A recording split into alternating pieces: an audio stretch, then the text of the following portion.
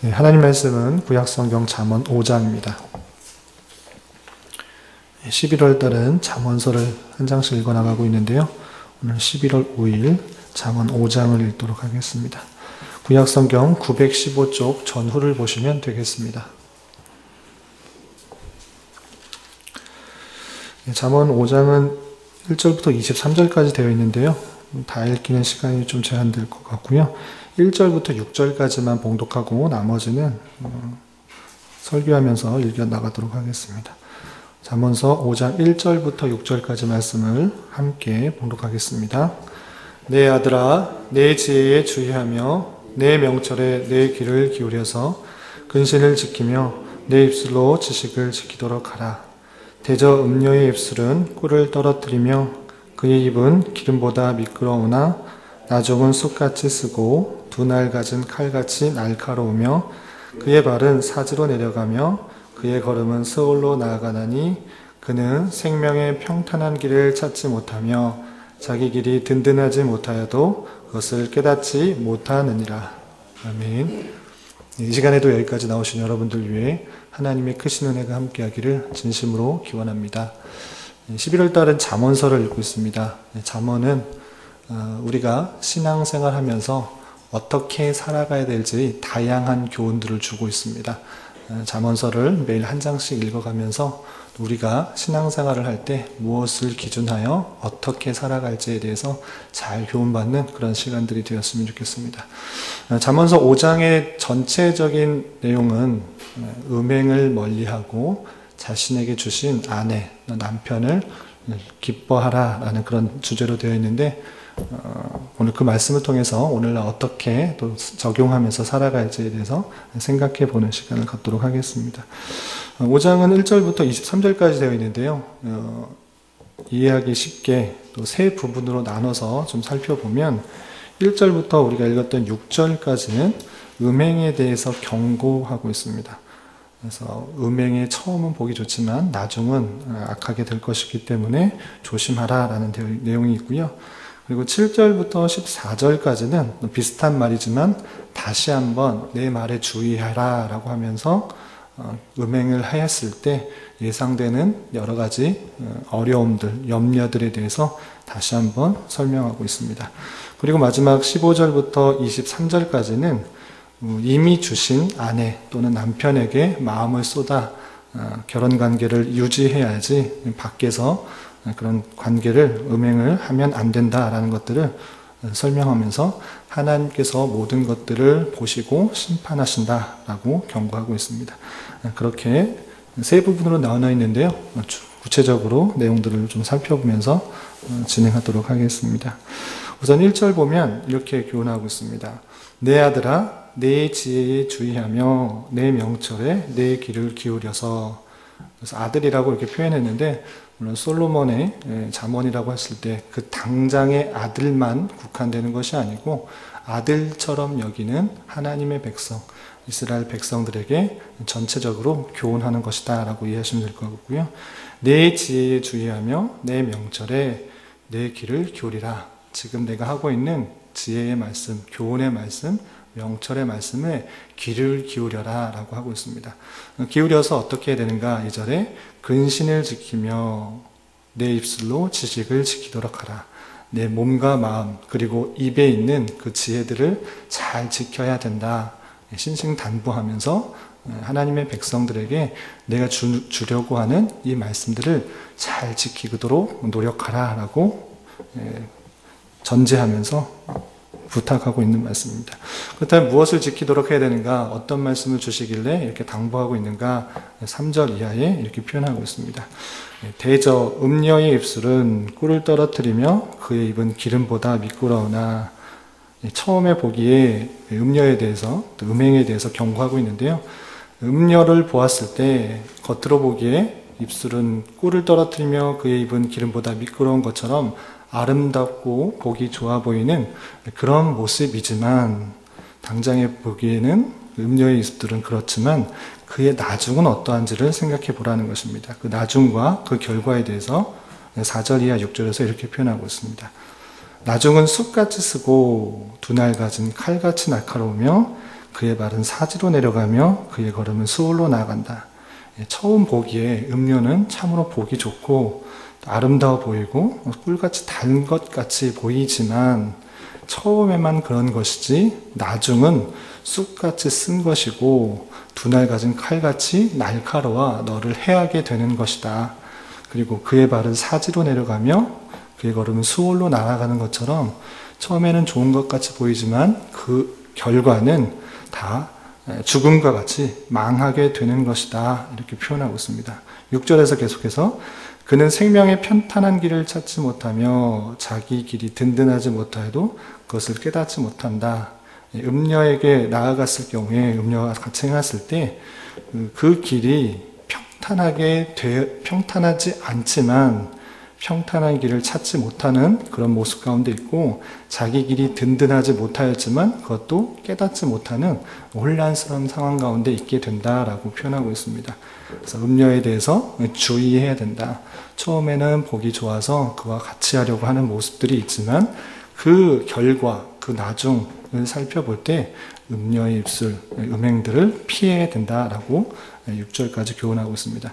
여기서 그치는 것이 아니라 지혜자는 다시 한번 7절에서 음행을 통하여서 염려되는 것들이 어떠한 것들인지를 다시 한번 설명하면서 음행을 피할 것을 경고하고 있습니다. 7절 보면 그런즉 아들들아 나에게 들으며 내 입의 말을 버리지 말고 내 길을 그에서 멀리하라.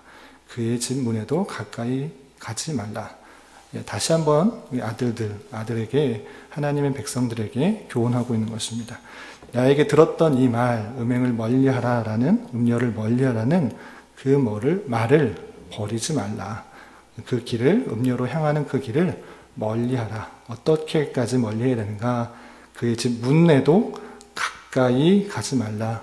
예상되는 염려가, 죄악들이 있고 또 범죄들이 있을 때 그것을 멀리하여서 가까이 하는 것이 아니라 내 부분에 내 스스로의 연약함과 부족함들을 안다고 하면 그 죄를 피하기 위해서 멀리하는 것이 좋다. 그래서 그의 집 문에도 가까이 하지 말라. 혹시 가까이 하다가 내 연약함으로 인해서 유혹되어서 음행할 수 있기 때문에 가까이도 하지 말라라고 표현하고 있습니다. 이런 말씀은 신약성경 골로새서나 데살로니가 전서 5장 22절에서도 비슷하게 표현하고 있는데 악은 어떤 모양이라도 버리라 라고 하는 것처럼 우리 자신에 대해서 자신할 수가 없고 쉽게 죄악에 빠진다고 하면 내 자신의 연약한 부분이나 죄악에 빠질 수 있는 그런 죄악의 부분들을 스스로 멀리하여서 그 죄악 가운데서 벗어날 수 있도록, 피할 수 있도록 멀리하는 것이 중요하다라고 할 수 있겠습니다. 그렇다면 그렇지 않으면 어떻게 되는가? 음행을 하게 되냐면 어떻게 하는가? 9절, 10절, 11절에 두렵건대 어떻게 될 것이다, 어떻게 될 수 있다라고 하면서 음행들을 멀리하는 것들을 촉구하고 있습니다. 어떤 두려움들을 예상되는가? 9절, 10절, 11절을 보면 10절 이하에 보면 이렇게 표현하고 있습니다. 9절 두렵건대 내 존영이 남에게 잃어버리게 되며 내 수완이 잔인한 자에게 빼앗기게 될까 하노라. 너의 존귀함과 영화로움들이 음행으로 말미암아 남에게 잃어버리게 될 수 있다. 그런 것이 염려된다. 또한 너의 수완, 너의 생명이 잔인한 자에게 빼앗길 수도 있다. 그런 것들이 염려되기 때문에 이런 음행들을 피해야 된다라고 경고하고 있는 것입니다. 10절에서도 두렵건대 타인이 내 재물로 충족하게 되며 내 소구한 것이 외인의 집에 있게 될까 하노라 하면서 네가 갖고 있는 재물들, 수고한 여러 가지 재산들이 있을진데 음행에 빠진다고 하면 그것들이 다른 사람에게 흘러 들어가서 모든 재산이나 재물들이 없어질 수도 있다라는 것들을 경고하면서 염려하고 있습니다. 11절에서도 마지막에 이르러 내 육체가 쇠약할 때에 내가 한탄하여 말하기를 내가 어찌하여 훈계를 싫어하며 내 마음이 꾸지람을 가볍게 여기고 내 선생의 목소리를 청종하지 아니하며 나를 가르치는 이에게 귀를 기우지 아니하였던고 많은 사람들이 모인 중에서 흔하게 빠지게 되었노라 하게 될까? 염려하노라 라고 말하면서 후에 마지막에 내 수완이 다 들어서 마지막 때가 되었을 때 육체가 쇠약할 때 한탄하면서 왜 내가 과거에 그런 훈계, 아버지의 훈계, 음행을 멀리하라 라는 그런 훈계들을 가볍게 여기고 그 말을 듣지 않았을까. 많은 사람들 앞에서 내가 죄악에 빠졌습니다 라고 고백하게 될까 염려스럽다. 그렇기 때문에 너는 음행을 멀리하고 그것들을 죄를 짓지 않도록 그 진문에도 가까이 가지 말라라고 교훈하고 있는 것입니다. 그렇다면 어떠한 성생활을 해야 되는가, 부부 관계를 해야 되는가, 15절부터 23절까지는 이미 주신 부부 관계, 결혼 관계 안에서 그런 성생활을 해야 될 것들을 이렇게 표현하고 있습니다. 15절 이하 보면 너는 내 우물에서 물을 마시며 내 샘에서 흐르는 물을 마시라. 갑자기 왜 우물 얘기를 하는가? 그래서 우물, 샘이 나오는데요. 이것은 결혼 관계 안에서의 한 아내, 남편을 생각하시면 될 것입니다. 그러니까 내 우물, 내 아내에서 그런 욕구들을 해결해야 될 것이고 내 샘에서 또 아내 또는 남편이 될 것이고요. 그 남편에게 또는 아내에게 흐르는 물을 마시라. 그런 여러 가지 욕구들을 만족하며 해결해야 될 것이다. 이렇게 은유적으로 비유하면서 표현하고 있습니다. 그렇게 하지 않으면 같은 결혼 관계 안에서 자신의 아내에게, 자신의 남편에게 그런 욕구들을 해결하지 않는다면 어떻게 되는가? 16절부터 17절까지 이렇게 되어 있습니다. 어찌하여 내 샘물을 집 밖으로 넘치게 하며 내 도랑물을 거리로 흘러가게 하겠느냐? 그 물이 내게만 있게 하고 타인과 더불어 그것을 나누지 말라. 우물을 자기 우물을 마시지 않고 자기 샘에서 흐르는 물을 마시지 않는다면 그 샘물들이 집 밖으로 넘치게 된다.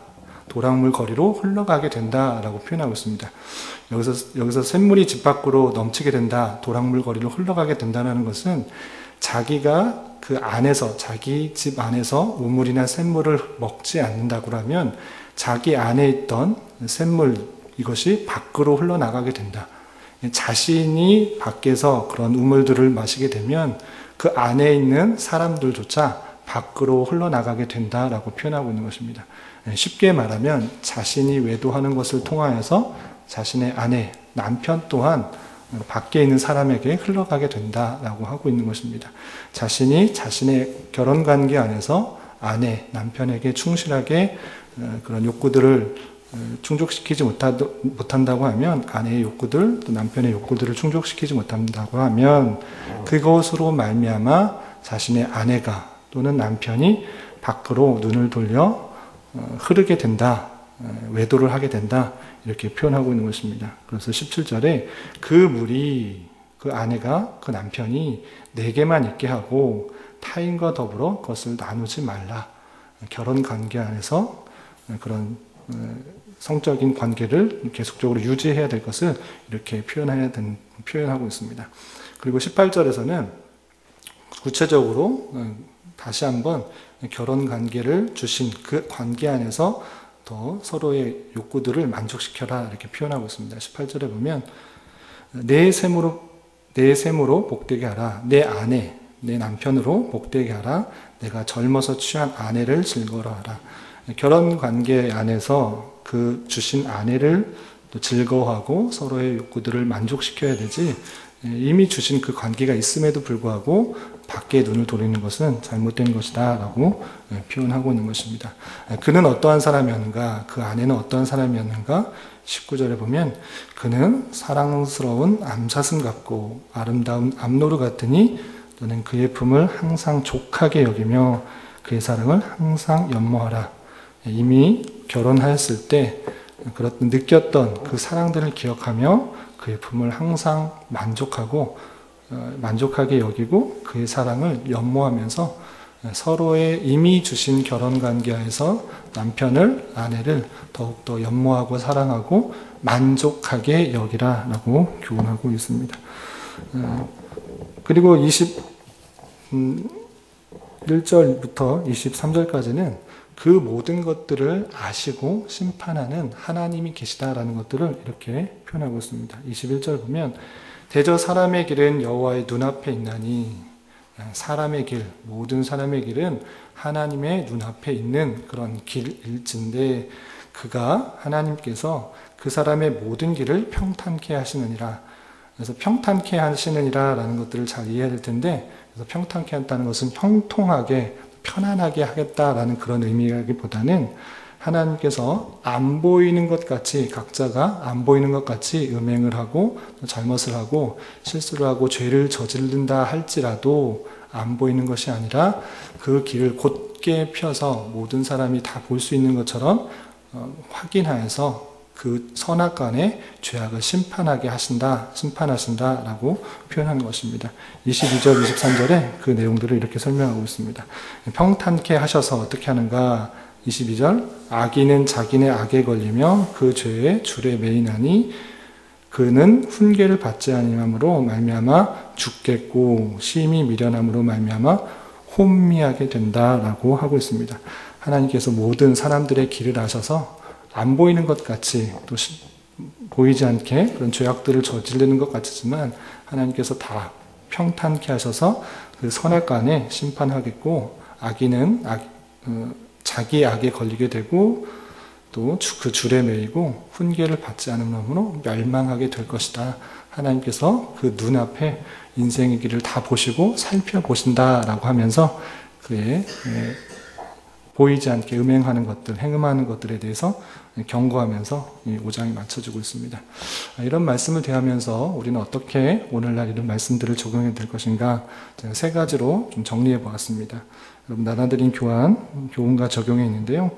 첫 번째로 보면 음행과 향락같이 당장에 좋아 보이는 것들에 너무 마음 빼앗기지 말아야 될 것입니다. 음행, 향락, 당장에 눈에 보이는 것들이 우리에게는 많이 있습니다. 그렇지만 그것이 영원하지 않다라는 사실들을 생각할 수 있는 안목을 길러야 될 것입니다. 어떤 것을 볼 때 그것이 당장에만 눈에 보기에 좋은 것들에 마음 뺏기지 말고 모든 것들의 결말을 볼 수 있는 안목과 지혜를 가지며 살아가야 될 것입니다. 또한 이미 주신 아내, 이미 주신 남편, 그리고 이미 주신 여러 기회들이 있을진데 그것이 주는 만족들을 기억하면서 그 기회들을 만족하며 잘 누리며 살아가야 될 것입니다. 더 좋은 것, 더 기쁜 것에 너무 마음 뺏기지 말고 이미 주신 것, 이미 주신 아내와 남편에 대해서 생각해 보며 서로에게 도움을 주며 이미 주신 기회가 무엇인지를 보며 그 기회를 잘 활용하며 누리며 살아가야 될 것입니다. 또한 죄악 가운데 있을 때 음행에 대해서 오늘 교훈하였지만 음행뿐만 아니라 자신이 쉽게 지을 수 있는 죄에 대해서 생각해 볼 수 있어야 될 것입니다. 내 자신의 연약한 부분, 예상되는 죄악에 대해서 우리는 너무나 쉽게 대하고 있는 모습은 아닌지, 너그럽게 지나가고 있지는 않은지 되돌아보아야 될 것입니다. 그런 것이 예상될 때 내 자신의 연약함, 그리고 죄악을 지을 수 있는 것, 그것은 누구보다도 자신이 제일 잘 알 것입니다. 그러한 예상되는 죄악에 대하여서 너그럽게 대할 것이 아니라 멀리 하도록 노력해야 될 것입니다. 죄를 짓지 않도록 하기 위해서는 그런 것, 예상되는 것을 멀리하는 노력들이 필요합니다. 그리고 시험에 들지 않도록 깨어 있어야 될 것입니다. 우리가 주기도문에서도 2번씩이나 시험에 들지 않도록 또는 악에서 건져달라고 구하라고 하는 주님의 기도의 모범을 볼 수 있습니다. 따라서 우리 또한 시험에 들지 않도록 악에서 벗어날 수 있도록 기도해야 될 것이고 그렇게 깨어 있어야 될 것입니다. 그리고 그럼에도 불구하고 죄악 가운데 거하려는 내 자신의 욕구들, 죄성이 앞서려고 하는 욕구들을 쳐서 복종시키려는 노력들을 계속적으로 해야 될 것입니다. 예수님을 믿는다고 해서 그런 죄성들이 없어지는 것이 아니기 때문에 신앙생활을 하면서 많은 죄악 가운데 빠지려는 것들, 나만 생각하고 내 자신의 풍요만 추구하는 그런 모습들을 다 버릴 수 있도록 부단한 노력들을 해 나가야 될 것입니다. 그리고 마지막으로 신앙생활의 첫 출발은 말씀에서 시작되어야 합니다.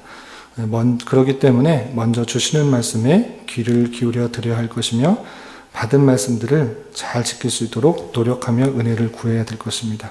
오늘 말씀에서도 음행에 대해서 경고하면서 계속적으로 반복되는 표현들이 있는데 그것은 아까 살펴본 것처럼 1절에서도 내 아들아 내 지혜에 주의하며 내 명철에 귀를 기울여서 주시는 지혜의 명철 하나님의 말씀이 있을진데 그 말씀에 귀를 기울이라 라고 하고 있고요. 7절에서도 그런즉 아들들아 나에게 들으며 내 입의 말을 버리지 말고 먼저 들으라 라고 되어 있습니다. 또한 12절부터 13절, 14절에서도 표현한 것은 왜 어렸을 때 내가 젊었을 때 아버지의 훈계를 싫어하여서 꾸지람을 가볍게 여겼을까라고 표현하면서 주시는 훈계의 말씀들이 있을진데 그것들을 가볍게 여기지 말라라고 표현하고 있는 것입니다. 마지막 23절에서도 그는 훈계를 받지 아니함으로 말미암아 죽겠고 심히 미련함으로 말미암아 혼미하게 된다라고 하면서 훈계를 받지 않을 경우에 심판을 받게 된다라고 표현하고 있습니다. 그렇기 때문에 우리 신앙생활에 있어서 가장 먼저 생각해야 될 것은 주시는 말씀에 귀를 기울여서 그 말씀이 무엇인지를 잘 살펴 그 말씀에 순종하려는 마음들이 있어야 될 것입니다. 그래서 삶을 살아갈 때 내 뜻과 내 생각과 내 방편으로 또는 세상이 주는 지혜와 또는 가치관에서 따라가기보다는 하나님께서 어떤 말씀을 주시는지 먼저 귀를 기울이고 그 말씀을 경홀히 여기는 것이 아니라 가볍게 여기는 것이 아니라 그 말씀을 주의하여 살피고 그 말씀대로 살아가기에 힘써야 될 것입니다. 이것이 신앙생활의 첫걸음이고 출발이라는 사실들을 기억해야 될 것입니다. 오늘 말씀을 통해서 주시는 말씀들을 가볍게 여기지 않고 내 삶과 또 행동의 기준이 되고 또 목표가 되어서 하나님의 말씀에 순종하는 것을 통하여서 하나님의 선한 백성으로 또 구별된 백성으로 살아갈 수 있는 저와 여러분이 되시기를 주님의 이름으로 부탁을 드리겠습니다. 기도하겠습니다. 하나님 아버지 감사합니다. 오늘 말씀을 통해서 음행을 멀리해야 할 것이고 오직 결혼제도 안에서 성생활을 해야 함을 깨달았습니다. 우리에게 주신 가정 안에서 남편 된 자로서 아내 된 자로서 자신만의 필요를 채우기를 바라기보다는 상대방의 연약함을 먼저 생각하며 여러 가지 요구들을 채워나갈 수 있도록 인도하여 주시고 주님 안에서 복되고 아름다운 부부관계와 또 가정관계가 되도록 은혜 내려 주시옵소서. 또한 내 자신의 연약함과 죄성들을 주님께 고백하오니 저희들을 불쌍히 여겨주시고 당장에 좋아 보이는 것들로 마음 빼앗기며 죄악 가운데 빠지지 않도록 깨어 주님의 말씀을 묵상하며 내 자신을 쳐서 복종시킬 수 있는 자 되게 하여 주시옵소서. 교회 주변 재건축 문제로 교회가 중요한 시기에 있습니다. 주님 바라옵기는 어떤 상황 가운데 처하더라도 교회가 더욱 한마음이 되어 이 지역에서 주님의 나라를 선포하며 이웃과 사회에 선한 영향력을 잘 끼칠 수 있는 기회가 될 수 있도록 은혜 내려 주시옵소서. 수능시험을 앞두고 있는 여러 수험생들과 그 가족에게도 함께하여 주셔서 오직 그 앞길을 예비하시고 주장하시는 주님을 온전히 신뢰함으로 이 시기들을 잘 감당하는 자들 되게 하여 주시옵소서. 또한 탄자니아 선교지 탐방 중이신 이용호 목사님 모든 여정 위에도 함께하여 주셔서 하나님의 선하신 인도하심을 깨닫고 준비하는 시간 되게 하여 주시옵소서. 교회 내 여러 병약자와 이런저런 문제로 마음 아파하는 이들이 있습니다. 주님 함께하여 주시고 위로하여 주시며 평강 가운데 감사의 고백이 넘쳐나는 시간 되게 하여 주시옵소서. 이 시간 한 주간의 삶을 올려드리며 각자 주님께 간절히 간구하는 입술의 고백 위에도 주님의 선한 열매가 있게 하여 주시옵소서. 예수님의 이름으로 기도드리옵나이다. 아멘. 하늘에